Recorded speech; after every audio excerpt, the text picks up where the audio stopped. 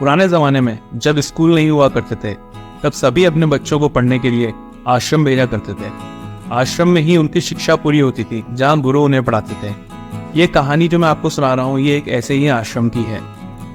एक आश्रम में कुछ शिष्य पढ़ते थे, उनके गुरु ही उनको वहाँ शिक्षा देते थे।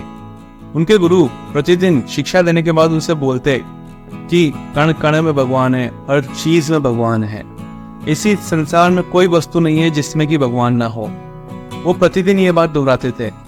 ऐसा करने के कारण हर शिष्य के दिमाग में ये बात बैठ गई थी। एक बार उनका एक शिष्य एक रास्ते पर जा रहा था, तभी सामने से एक हाथी दौड़ता हुआ आता है। उसका मावत चिल्लाता है, हट जाओ, ये हाथी पागल हो गया है, ये तुम्हें मार देगा, इसके रास्ते से हट जाओ। तभी शिष्य के दिमाग में एक बात आती है कि गुरुजी ने कहा है कि हर चीज में भगवान है, कण कण में भगवान है, उस हाथी में भी भगवान है और मुझ में भी भगवान है, तो आखिर भगवान को क्यों मारेंगे। ये सोचकर वो अपनी जगह से हटता नहीं है और वहीं खड़ा हो जाता है।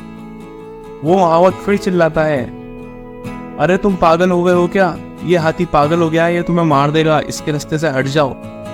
पर वो लड़का अपने रास्ते से टस से मस नहीं होता, वो वहीं खड़ा रहता है।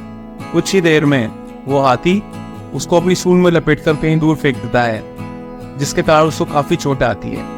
पर उसको इससे कई ज्यादा दुख इस चीज का था कि भगवान ने भगवान को मारा कैसे। उसके साथी मित्र जो होते हैं वो उसको उठाकर आश्रम ले जाते हैं।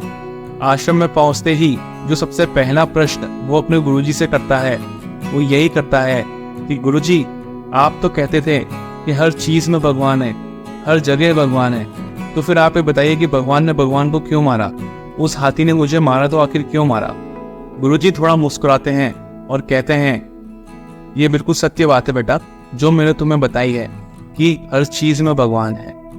तुमने ये चीज तो देखी कि वो हाथी में भगवान है, पर तुमने ये चीज नहीं देखी कि उस महावत में भी तो भगवान है, जो तुमसे कहना था कि रास्ते से हट जाओ क्योंकि ये हाथी पागल हो गया है। उसने तुम्हें चेताया पर तुमने उसकी बात नहीं मानी। यदि तुम उसकी बात मान लेते तो आज तुम्हें ये दिन न देखना पड़ता। तब शिष्य को अपनी गलती का एहसास हो जाता है।